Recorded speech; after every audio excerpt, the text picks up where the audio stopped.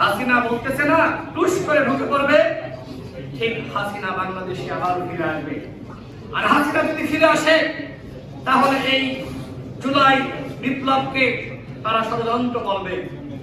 এই জুলাই বিপ্লবে যারা অংশ নিয়েছে, আপনারা যারা অংশ নিয়েছেন, নেতৃত্ব দিয়েছেন, হাসিনা ফিরে আসলে সবাইকে ফাঁসিতে ঝুলাবে। সুতরাং আমাদের ভিতরে দরকার সহনশীলতা, আমাদের ভিতরে দরকার ঐক্য, আমাদের ভিতরে দরকার পারস্পরিক সম্পর্ক, আমাদের ভিতরে দরকার সহনশীলতা। আজকে আমরা যারা রাজনীতি করছি, হোক বিএনপি, হোক জামাত, হোক গণ অধিকার পরিষদ, ইসলামী আন্দোলন কিংবা সিপিবি বা এনসিপি, আমাদের সবার ভিতরে সম্পর্কের দরকার আছে। জাতীয় স্বার্থে আমাদেরকে এক থাকতে হবে। ভারত এবং হাসিনার প্রশ্নে, আওয়ামী লীগের প্রশ্নে কোনো আপোষ করা যাবে না।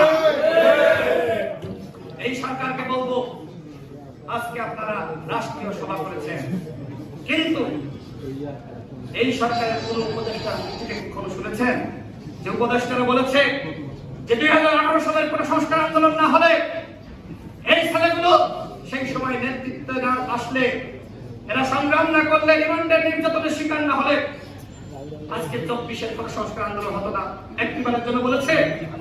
এই সরকারের উপদেষ্টারা পরিকল্পিতভাবে আমাদের অর্জন, আমাদের ইতিহাসকে আজকে মলিন করার চেষ্টা করেছে। তারা মনে করছে যে আমাদেরকে যারা নিয়োগ দিয়েছে, আমরা যদি আমাদের 18 ভাইদের কথা বলি তাহলে আমাদের কারো পথ থাকবে না।